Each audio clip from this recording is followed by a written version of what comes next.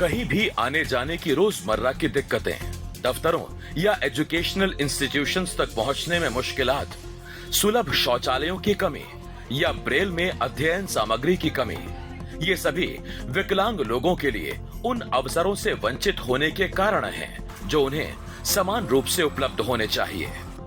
अपने स्कूल में एकमात्र दृष्टिबाधित छात्रा के रूप में टिफनी बरार को अलग थलग महसूस हुआ और भेदभाव का सामना करना पड़ा।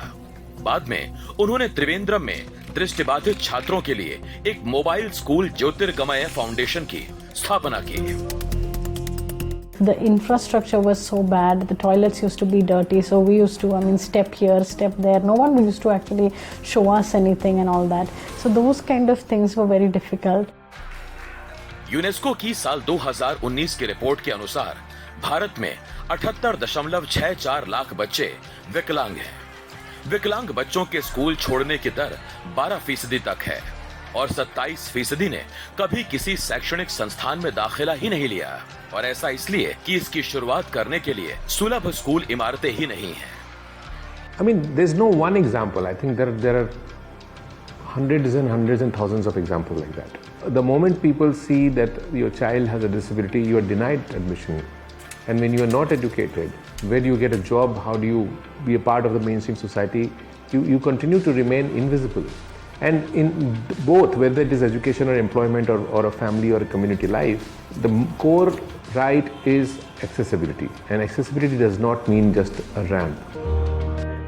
विकलांग अधिकारों के अधिवक्ता निपुण मल्होत्रा के लिए अपनी बैठकों के बीच शौचालयों को उपयोग करने जैसी साधारण बात 2 घंटे की ड्राइव में बदल जाएगी, क्योंकि किसी भी बैठक स्थल में विकलांगों के अनुकूल शौचालय नहीं थे, जिसके कारण उन्हें हर बार अपने घर लौटने के लिए मजबूर होना पड़ा।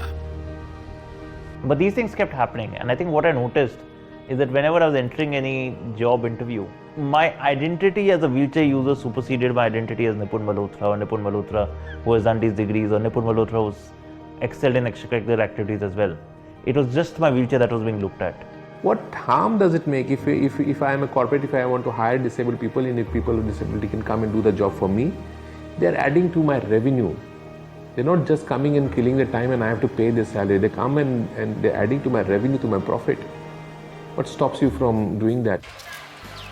वैश्विक आंकड़ों से पता चलता है कि अगर विकलांगों को अपने साथ शामिल किया जाए तो वो जीडीपी में 3 से 7% का योगदान दे सकते हैं।